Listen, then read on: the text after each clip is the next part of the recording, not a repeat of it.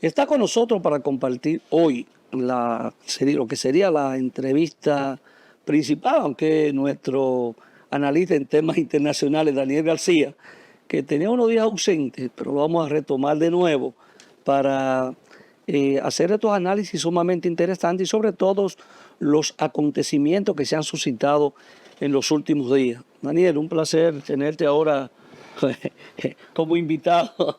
Tú eres parte de Visión Integral. Buenos días, buenos días. Daniel, en esta ausencia que tú tenías por razones atendibles, ¿no?, ajenas a tu voluntad, se han suscitado una serie de acontecimientos que han puesto el mundo como en tensión. Yo recuerdo que un par de ocasiones yo antes en la mañana o antes de acostarme, a veces uno mira el teléfono y decía Tercera Guerra Mundial, y era la tendencia a raíz de la situación que se generó entre Israel e Irán, ¿no? Irán 2 veces, los 2 acontecimientos que se dieron. Dice, estamos al borde de una tercera guerra, porque eso es inmediatamente lo que etiquetan ahí, Tercera Guerra Mundial. Situación política internacional, crisis, peligro. ¿Cuál es el mundo en que vivimos en estos momentos? ¿Es realmente algún peligro de una tercera guerra mundial? ¿Es un mundo hoy multipolar el que tenemos? ¿Cuál es tu apreciación sobre la realidad que vivimos en este mundo, que es diferente a los que habíamos vivido anteriormente? Bien, tú lo has dicho, el mundo de hoy es un mundo multipolar. No es el mundo hegemónico donde Estados Unidos ejercía una influencia determinante a través de sus bases militares, a través de la influencia del dólar, a través de los organismos internacionales como el Fondo Monetario Internacional y el Banco Mundial. Esa situación ha ido cayendo a un nivel tal de que Estados Unidos está en retirada. Ahora bien, esa posición en una situación de fuerza a que se ha introducido, a que se ha llevado a Estados Unidos, pero a un costo. El costo de ese sacrificio para la humanidad es la guerra de Ucrania, la guerra del Medio Oriente y lo que está ocurriendo en África también. Eso da por resultado el hecho de que las élites corporativas que gobiernan la finanza occidental no quieran perder su privilegio. Y al no querer perder los privilegios, pues incentivan las guerras, incentivan una serie de enfrentamientos que indudablemente nos conducen, si fuera por ello, a la Tercera Guerra Mundial. Cuando hablamos de Tercera Guerra Mundial, hay que entender una cosa con mucha claridad. No vamos a una guerra al estilo tradicional de matar millones de personas, de acabar con ciudades. En el estilo tradicional hablaríamos de la Segunda y Primera Guerra Mundial. Exacto. O sea, ese tipo de guerra. Esa no es la guerra de hoy. De hecho, estamos en una Tercera Guerra Mundial híbrida.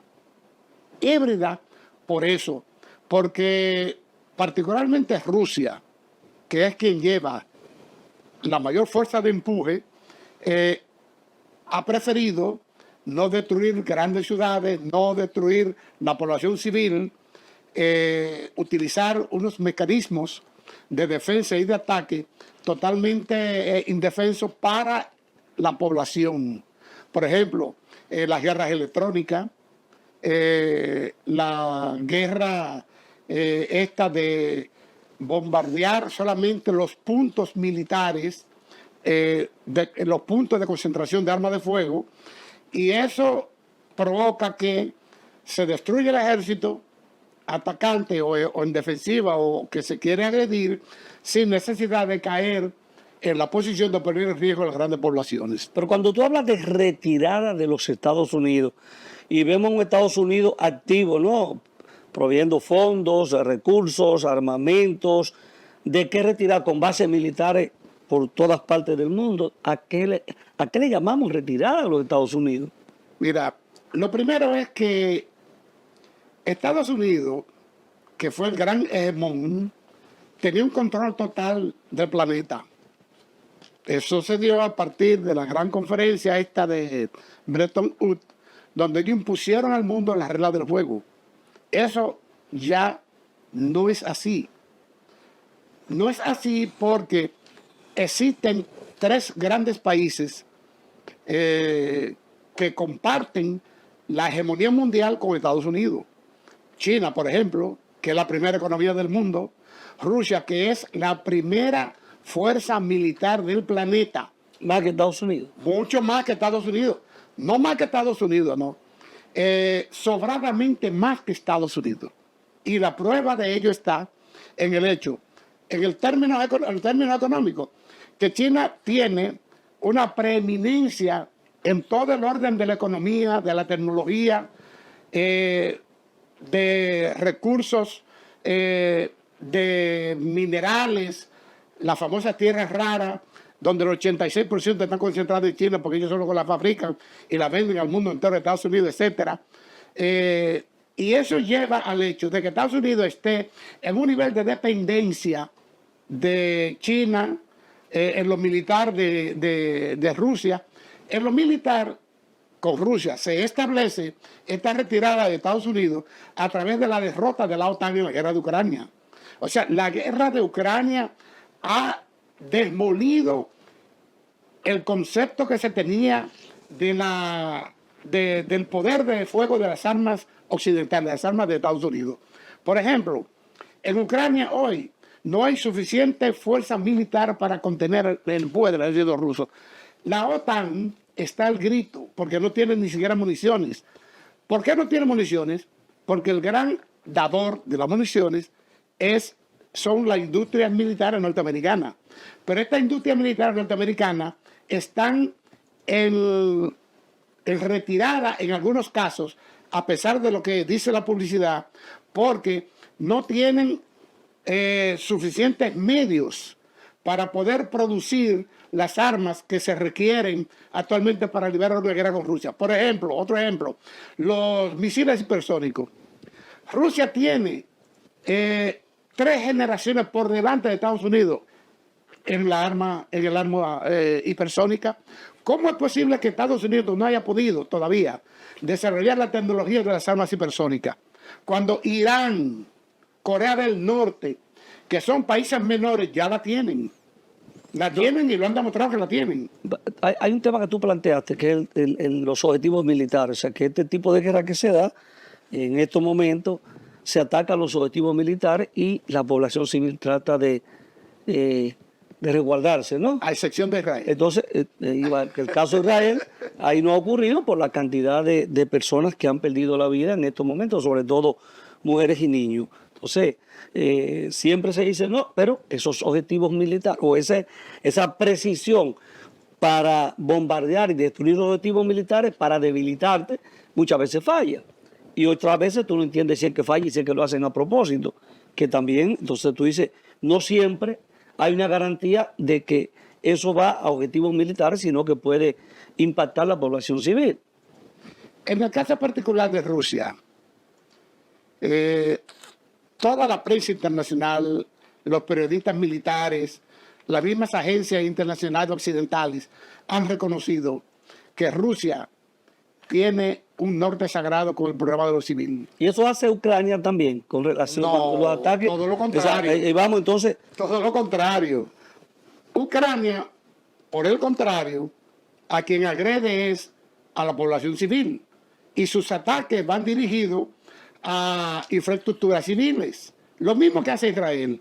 Por eso hablamos en términos comparativos de Israel, Netanyahu y Zelensky en Ucrania, que los dos son hermanos y los dos son más o menos los mismos conceptos militares que aplican de la destrucción de la sociedad civil. Aunque Zelensky no se podía comparar con Netanyahu. Sí, bueno, pero los dos tienen... En términos militares, de la tradición y todo esto. Ahora ha asumido ese mismo rol.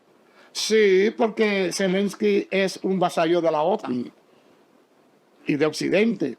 Entonces, la pretensión de Occidente y de la OTAN es destruir a Rusia. como no han podido militarmente, entonces atacan la población civil, atacan la infraestructura rusa, con la finalidad de intentar insubordinar el pueblo ruso contra Putin, contra la administración. Cosa que no ha ocurrido hasta Es este imposible, momento. todo lo contrario. Putin ganó las elecciones ahora con un 76%.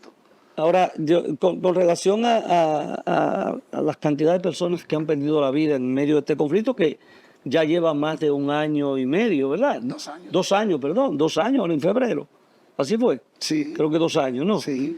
¿Cuántas personas han perdido la vida, tanto del lado ruso como del lado de Ucrania? ¿Se puede contabilizar población civil y militares?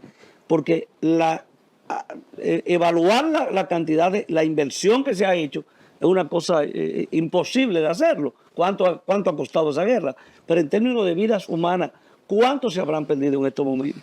¿Hay algún dato? Mira, los datos no son precisos porque cada una de las partes preserva sus estadísticas. Ahora bien, en el caso de Ucrania, en esta misma semana, Sergei Shoigu, el ministro de Defensa ruso, ha dicho que en este año solamente Ucrania ha perdido 122.000 soldados. 122.000 en este año. En lo que va de este año. ¿En lo que va de este año? En lo que va de este Esos son más de 30.000 personas Sí, mensual. porque ellos están dando los datos semanalmente. Pero eso es una Ucrania en general ha perdido cerca de 600.000 soldados. O sea, el ejército ucraniano está totalmente abatido. Ya Ucrania no tiene ejército.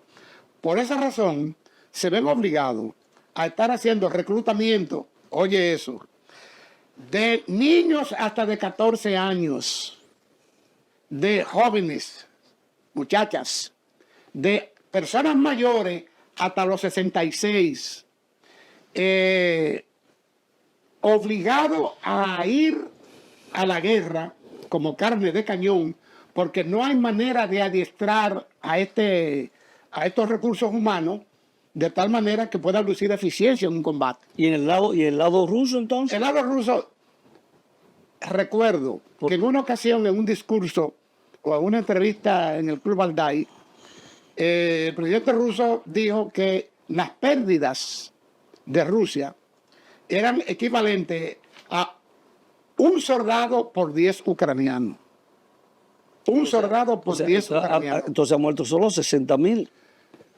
Y yo creo que es mucho. Si del Y otro lado van 600.000, ahora, entonces solo son 60.000. sí, mucho menos ahora, después de las nuevas estrategias que se están utilizando a través de los drones, a través de los misiles dirigidos, a través del Iskander, a través de una serie de plataformas que se han creado con la finalidad de dañar solo la parte militar opuesta, preservando a lo sumo la fuerza militar rusa. Hay un avance indiscutible de las fuerzas rusas conquistando nuevos territorios y la retirada del ejército ucraniano, ¿no? O sea, quizá en algún momento territorios que ellos no pensaban conquistar, entonces lo han ido conquistando.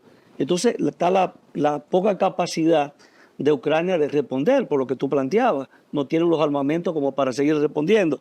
Por eso el llamado ferviente de los recursos que se han aprobado, 61.000 millones de dólares para continuar la guerra, y todas las aclaraciones que han dado, sobre todo la OTAN, tratando de ayudar a Ucrania para seguir en combate, sabiendo que es una guerra que posiblemente no logren ganar. Mira, ¿A dónde lo va a conducir todo esto? Porque hay recursos, llegarán los armamentos y la guerra va a continuar. Mira, el caso de Ucrania es un caso perdido.